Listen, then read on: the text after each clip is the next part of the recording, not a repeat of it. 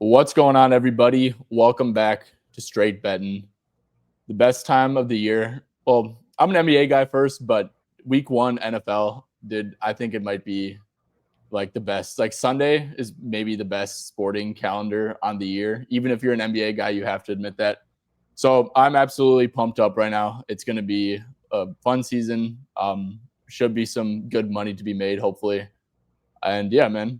So, anyways, guys, I am joined by Lucas. And honestly, before I let you speak, I'm just gonna quick shout you out because you deserve it, bro. This dude is one of like the best NFL bettors that like prop bettors like out there, like genuinely. Just doesn't really get like the recognition for it, like honestly, and definitely deserves some more love. But Lucas, how you doing today? Well, I definitely appreciate that, Ty. It's great to be on here with you. Glad you made a comeback over the summer. I know you don't do Yeah. baseball. I don't either. You're an NBA guy, but yeah, this is definitely one of the best sporting events of the year. Sunday, week Yeah. one. Does anything? I mean, you're like a strictly football guy, which by the way is like good shit. I like it when people specialize in shit. But is like, does anything come close to like week one Sunday for you? I don't think so. I love baseball and basketball, but betting wise, I definitely try to stick to football. Yeah, and there's just like something about it, dude. I think it's because like I know you said you're a baseball guy. Like honestly, baseball just not the most fun sport to watch, in my opinion. And it's like over the summer, it's like, okay, we got WNBA and then MLB, and it's like, okay, we have these like 2-3 month period where not much is going on, and dude, it's just like the anticipation. I love baseball, but betting it, I think it's by far the toughest sport to bet on. I Oh, wish I had it with 100. betting baseball, but I don't have it. Yeah, very few people do have it Props to though. those people that do it. Yeah, props to the people who do that shit every day too. If you can That's profit like, on baseball, you sure deserve all that money. yeah, 100%. Type of sport to bet on. Anyways, guys, so this is for this episode. Obviously, we're gonna dabble with week one props, week one or not week one, but Thursday night football, first game of the year props, and then little game breakdown. But we are gonna kick it off with some future looks. Futures need love too. And Lucas, I'm gonna kick it to you. What is your first future bet for us today? Yeah, futures aren't too exciting. And I certainly agree. They're not always the most fun thing ever to have your money locked up for 5-6 months, but I definitely put a lot into work in these futures over the summer. A lot of these I fortunately cannot share at this point, but I think I got a couple I can share. Some that still have plenty of value. So you got Derrick Henry loaded up. Got it. I don't know if you have season long yards on there, but I got Derrick Henry 2,000 plus rushing yards, plus 1,300 on DK. I actually got it at plus 1,350 on FanDuel, but that was a little bit early over the summer. But I think there's a lot of value there. I could pull up his tweet if I had it on my phone right now, but he's got a deal with Adam Sandler. Adam Sandler's his favorite movie actor. Adam Sandler said, if you get 2,000 rushing yards this season, you can go ahead and star in a movie with me sometime. So Derek definitely appreciated that. He said he got a little bit extra motivation. So a motivated Derrick Henry. I'm going to bet on a motivated Derrick Henry every time. Dude, I did not. Rushing yards. He came very close last year. I think it was only about 70 yards short. He did it 2020, but I think that's worth a little bit of a sprinkle. Yeah, dude. Motivated Derrick Henry. Well, I did not know the Adam Sandler movie narrative, dude. But I was just like thinking it like, I mean, you're getting plus 1,300 for a prop. Like, yeah. Let's see how many games he was at. So he was at 1,921 last year. I'm just like pulling this up right now. Played all 17 games, so definitely had some like good, injury stuff. But at the same time, dude, it's like he was very, very close last year. It's not like you're getting 5-1 on this or anything, right? You're getting plus 1,300. And I actually really like that little Adam Sandler narrative, man. Also, got the tweet poll. No. Yeah. Adam Sandler is the GOAT. I appreciate the extra motivation. No way. No, but I do like that, man. I do like that. I mean, futures aren't fun, but that might be a fun one. Yeah, 100%, dude. Saquon, and I like that you're doing the alts. I have like a weird mental block with like I know Connor, a guy who I had on a show or couple days ago. He's like, dude, there's no point in betting season long overs at minus money, and I'm like, it kind of makes sense. I agree. Yeah, usually with overs. Yeah, but buying into the upside case, I mean, he was right on the line. You know, Saquon did have 2002. It's definitely possible. I mean, there's no reason for this Ravens offense to take a step back whatsoever. So yeah, dude. I mean, getting 13-1, I think, is actually a great value, and I really like that little narrative you got going on. I'm big on the Ravens. It's my Super Bowl pick. It's got to be their year. It's got to be. Okay, just speaking of their year. Yeah. Speaking of their year, I'm in on the 49ers this year. I'm going CMC, Offensive Player of the Year, and to be fair, it might be a little bit tough to get there if the King does rush for 2,000 yards. But at the same time, man, Lucas, I like to project out numbers here and there. I don't have it pulled up right now. I had a tough time like projecting CMC for less than 2,000 all-purpose yards. So I just think that when healthy, he's in that Saquon, Derrick Henry tier. Those guys are like plus 600, plus 700. Obviously, it's a Shanahan offense. They're going to run the ball super efficiently. And to be honest, dude, it's like, yeah, he had a really rough year last year. This offseason has been nothing but positive on a health standpoint for CMC. I mean, you have guys like Achane popping up with calves, you know, Kenneth Walker with a foot injury and stuff. Most of these guys have been dinged up a little bit in the offseason. CMC's had a complete like clean slate. And look, we're just buying into the upside, man. I think that he's going to have more receiving yards too than he did have the 2 years ago when I believe he won Offensive Player of the Year. Because I mean, I'm not a Pearsall guy personally. Ayuk obviously is gonna, not have a huge year with coming back from the ACL. You got Juwan Jennings, weird stuff going on. I think that it makes a complete sense for CMC to, have a higher target share than he had that year. Like I said, man, 20 touchdowns and 2,000 yards is very in the cards. I believe the 49ers have a very weak schedule as well. So yeah, man, I know they got Brian Robinson. I think that he's mostly just like a pure handcuff. One last tidbit, a little tidbit that I have with CMC is that when Jordan Mason was absolutely balling out and CMC was coming back from a serious injury, CMC outtouched him on the ground, rush attempt wise, 43-6 in the 3 healthy games. So he's just a workhorse, man. And if he's healthy, he should be, in that plus like 700, plus 800 range. Hope he stays healthy this year. I got a couple 49ers positions. Yeah. They're making the playoffs and win the NFC West. So let's hope CMC stays healthy this season. Yeah. If he does, he's got a very decent shot to win it. Yeah, let's hope, man. But based off of those positions, 49ers do have a very easy schedule on paper, correct? That's right.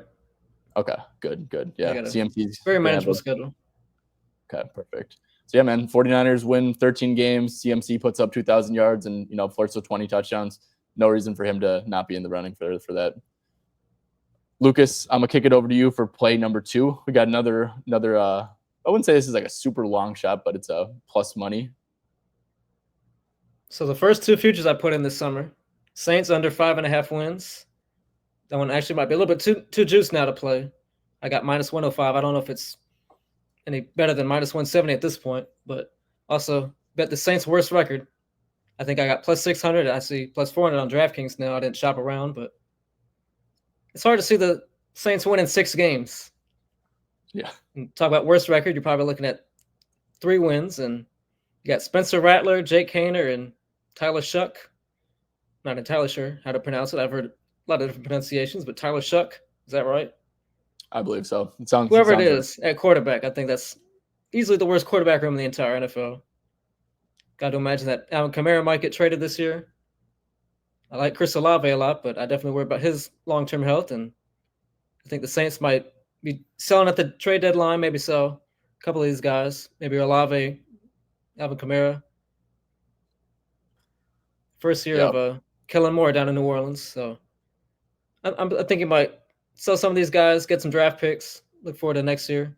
I don't think that Tyler Shuck's the quarterback of the future. He's 26 years old, and he's not ready for week 1, so I think they pick number 1. They get their quarterback of the future, whoever that might be. Lenore Sellers, Garrett Nussmeier. Yeah, I would have said Arch before Saturday, but maybe not Arch Manning. Yeah, but I think they get number 1 pick. They get their new quarterback, whoever that is. Kellen Moore gets his quarterback of the future. Yeah, they're going to be brutal, dude. I know that like the offensive line, PFF has like a bottom 5 O line. I think that they're like bottom 5 like secondary, bottom 5 like defensive line as well. I think that Clint Kubiak was a very good offensive coordinator personally. I think that he really maximized the run game, and when they were healthy, they were kind of clicking. Kellen Moore, dude, I think that he's a fine offensive coordinator. I think he definitely benefited a ton from just the Eagles being fucking awesome and having like the most complete roster offensively that we've seen in a long time. And yeah, man, the one like upside case going into the year would be like, okay, maybe Shuck is actually good, right? Well, he couldn't beat out Spencer Rattler, pretty much guarantees that locks him into like bottom 3 quarterback play as well. So yeah, 6 games kind of sounds crazy. And I mean, who else is like projected to be really bad? The Jets, like, they'll probably be a scrappy like defensive team that finds a way to win games, like the Titans, I guess. Like Cam Ward looks pretty good, and which is a massive upgrade over Levis. So yeah, I if I had to pick a team to be the worst team, I think it's the Saints by a decent margin too. I think we're looking at maybe 3 wins, maybe 3-14. Yeah, that sounds about right for them. There's light at the end of the tunnel if you get the number 1 pick, your pick at quarterback. Yeah, I wonder if they're going to be tanking. Shuck's just terrible. Definitely makes a lot of sense. 100%. All right. My second future before we get into some week 1 stuff, dude, there's just been a ton of steam around this dude, and this is kind of a ridiculously low line. Jaylen Warren over 565 rushing yards. I literally just played this right before, the stream. I was in on this line before he got a 2-year, $13 million deal, which is, honestly pretty good money for a running back. Dude, there was a number where I think when Bijan was the number 4 pick under Arthur Smith, the rushing attempt share was like Bijan 215, Tyler Algier 185. It's around that. Dude, Caleb Johnson, I think he's fine. He had some rough looking moments in the preseason, but then, he looked okay. Look, at the end of the day, this dude's a 3rd round pick. I don't think if Bijan is in like a barely 1A, 1B situation as a rookie, I just do not think that there's really a chance of, him getting overtaken. Mike Tomlin just came out today and said that Jaylen Warren's our guy. And look, man, like 565 rushing yards, that's just not a lot whatsoever. I think Jaylen Warren's a good player. I think that, just 565, and sorry, my Discord is being loud as shit. I just think that 565 is a crazy number. This is like insinuating that he's going to be a backup running back the entire year when we know he's going to come out and, probably handle a good chunk of the carries. And I think that like worst case scenario is that like Caleb Johnson's pretty good. And then, maybe Jaylen Warren's like a 1B, which this line is like set at 4. So he just got paid a couple days ago. Yep.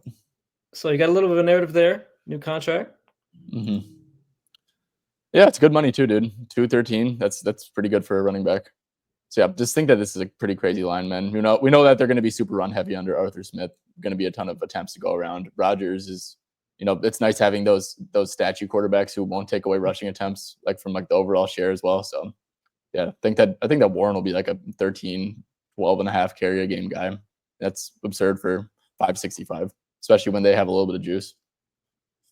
Yeah, Rodgers has said some good things about Jaylen Warren this summer. Yeah, I think he'll trust him. His pass blocking. He's one of the better pass blocking running backs. Another way to earn some snaps. Absolutely. Okay.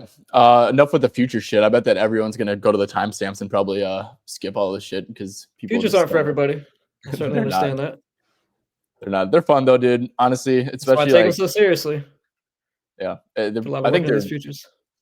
They're not very efficient lines either. Like they're not going to be like, I can guarantee you that week 1 lines are going to be way harder to beat than futures. But anyways, Lucas, week 1, Philadelphia Eagles at the Dallas Cowboys.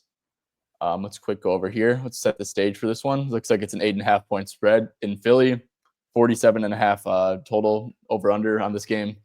I saw that in the weather, there's like a 60% chance of rain. The dude whose site I looked at said, it's not supposed to like ever rain very hard. So don't think it's going to really impact the game much.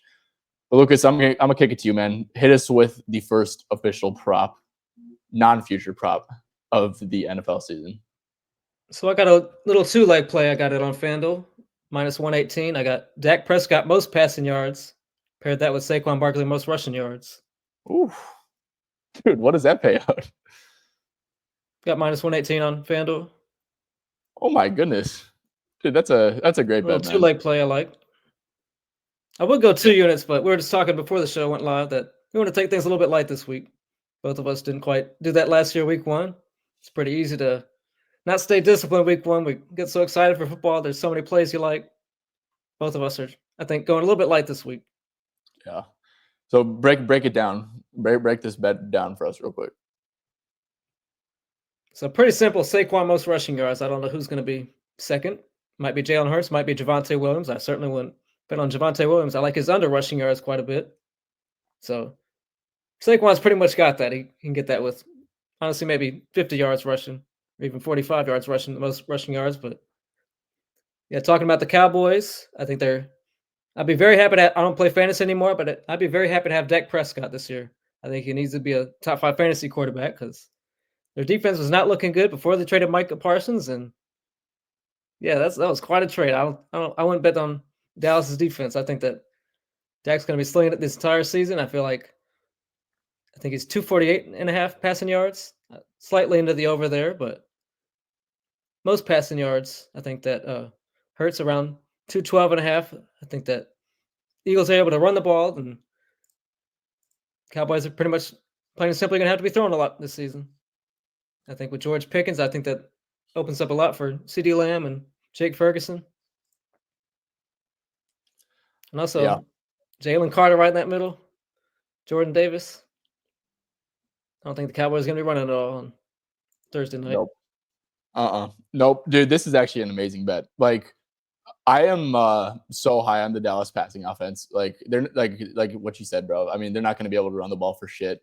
If you look at like EPA last year, I know that last year stuff is like pretty sticky. You don't want to like put all your eggs in that basket. Eagles were 7th against the run in EPA. They were 8th against the run and success rate. Obviously, you mentioned like Jalen Carter, Jordan Davis, good guys up front. Yeah, dude. They're Javonte. I wouldn't be surprised if like Kevontae Turpin has like a 20-yard rush or something. He's like the leading rusher. Like that's like in the range of outcomes. Yeah, so Saquon, I don't see how that does not happen. This Dallas defense, I know they got Kenny Clark, who honestly should help the run defense a little bit. Still, they were brutal against the run, 28th in success rate and 31st in EPA against the run, so brutal. Yeah, that's not going to fare well against, one of the most dominant running games we've seen since like LaDainian Tomlinson. So, yeah, I agree with this completely, man. It's Philly's. What do you think with the departure of Moore? Do you think it's going to be much different with the offense? I'm not sure, to be honest. I'm an Eagles fan. I should have worn my Eagles gear. I'm excited to watch this Eagles offense. I don't want to have too many plays this Thursday night. I honestly try not to bet the Eagles too much. I don't want to have any bias in the games, but yeah, I'm actually very curious what the Eagles offense is going to look like. Yeah, have to imagine they give Saquon a much lesser workload this year. Got a pretty insane workload last season. I have to imagine they use AJ Dillon and Will Shipley a little bit more. Mm-hmm. It's actually -113 on FanDuel. I got a worse odds than what it is now. So okay, we'll go smash that. -113. I like that a lot. Yep, big fan of that as well. Think that yeah. So with the Dak side too, I mean the only scenario for this is like I really like Jalen Hurts under passing attempts for this one, just because do like that. We know how Philly's going to want to play.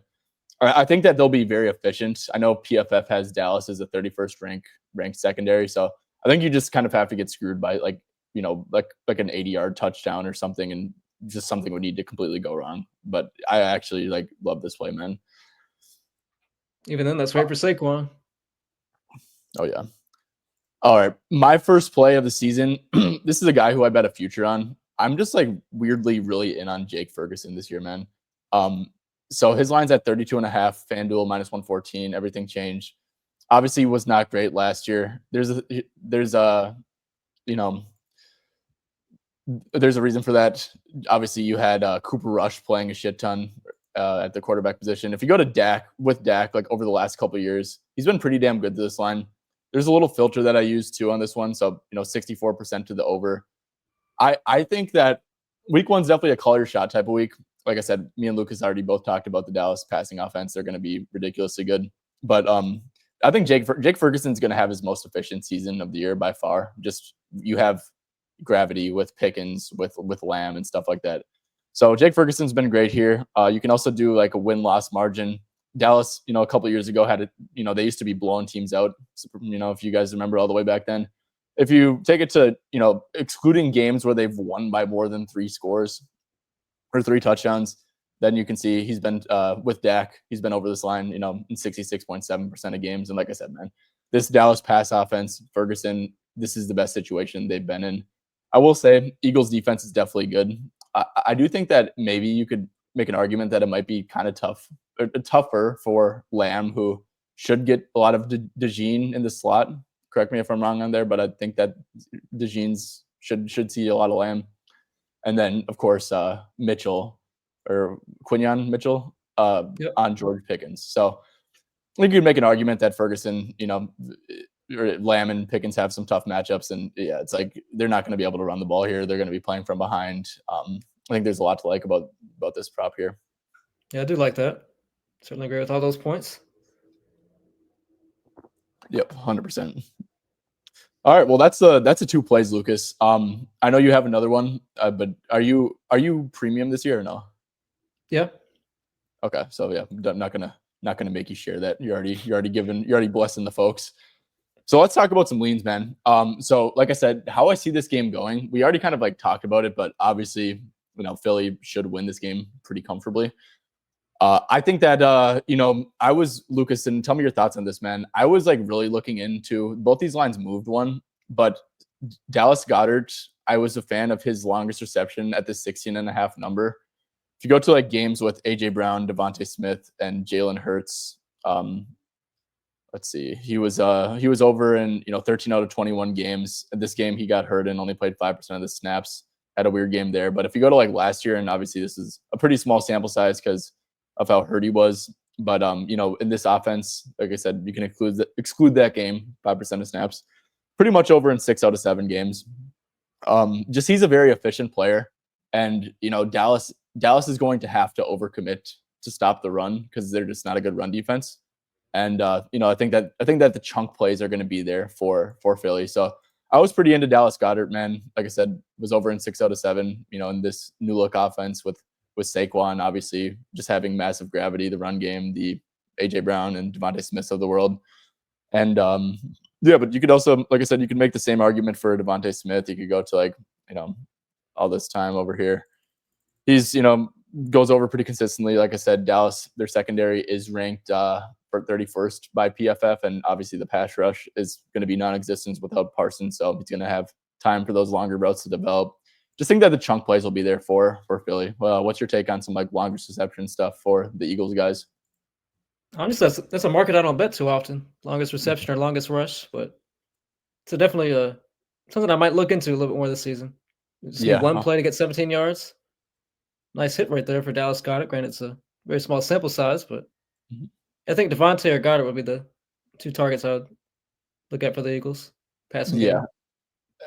Honestly, Jahan Dotson at 7.5 yards, that might not be the most fun play ever, but it's so weird how he just like is out there for like actually like a shit ton of snaps and just like he's going to be out on the field, that's for sure. But yeah, but one thing I will say about this Goddard one too, and obviously you run this risk with a new offensive coordinator, but this year this Philly 23-24, like Brian Johnson was like a terrible offensive coordinator, so you could kind of maybe even discount this a little bit due to like he was genuinely awful. I mean, I'm sure as an Eagles fan, but so yeah, I like Kellen Moore.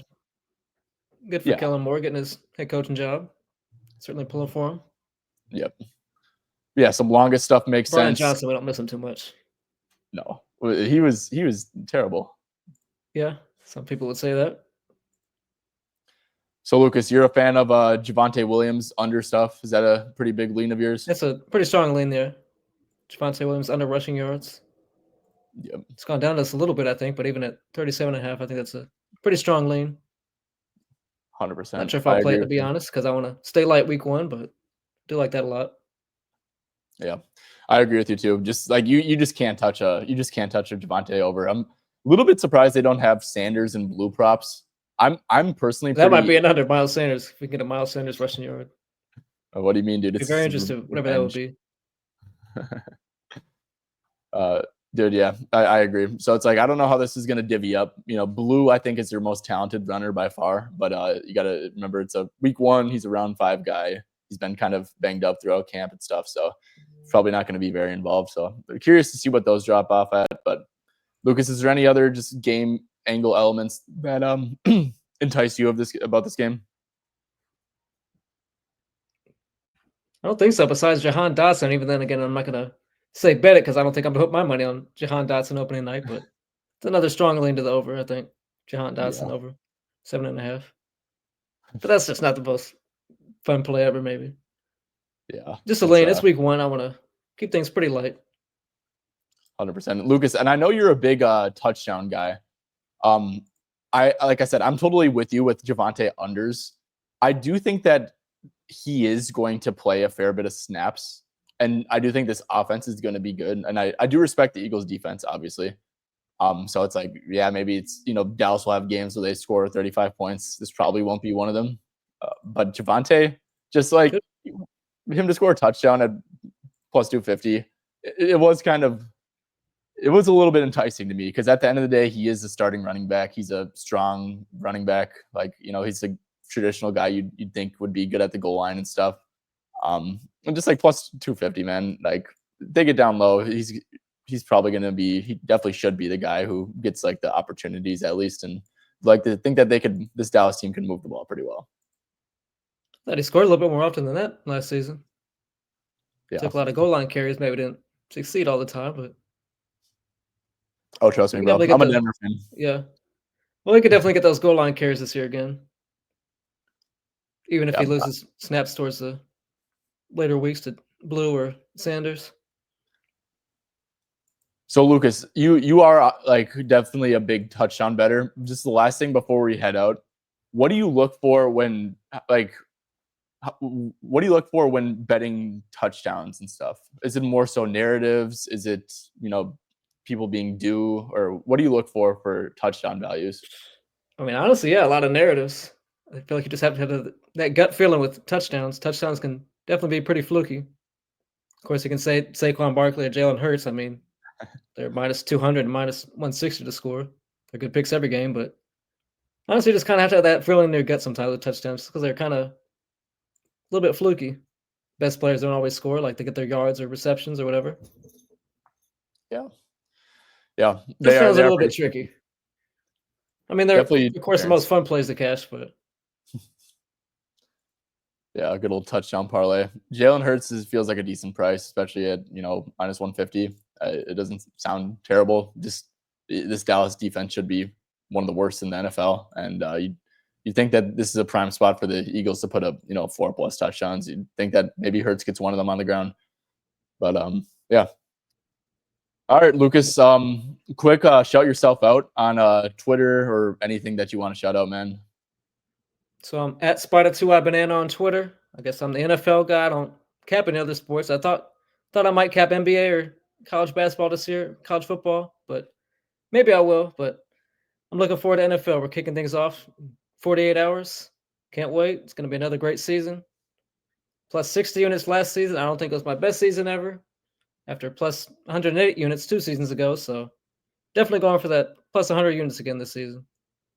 Yeah, that's a very impressive mark, man. I was actually negative last NFL season, like genuinely. I was usually like around like a 30, 40, 50 units guy before that, and just had a brutal season. NFL is tough to beat, man. It's not NBA where guys are sitting every other night and it's pretty easy to find edges that way. So that's a hats off to you, man. It's a very impressive feat. So yeah, guys, make sure to check him out on Twitter. If you guys are interested in picks and stuff, he seems like Lucas is a pretty safe bet to give you a decent ROI on that. So yeah, certainly appreciate that. Glad to be on here with you. Looking forward to a great season.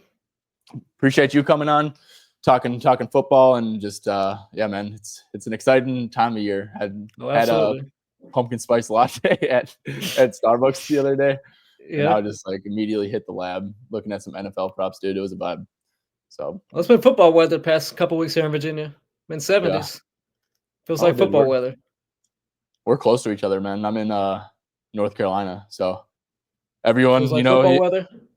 yeah, oh yeah, everyone down here in North Carolina is hyping up Tet McMillan and Chuba Hubbard is the next best thing since sliced bread. So we'll see how they're feeling after week 1. But Yeah, we could have talked about those guys. I like Ted a lot yeah, this year. yeah, gonna have a big target share, that's for sure. Absolutely. Well, anyways, guys, appreciate you guys tuning in. If you're still here at the end of the video, make sure to slap that like button. Subscribe to the channel if you do like this type of content. And yeah, appreciate you guys for tuning in. And yeah, should be a fun year.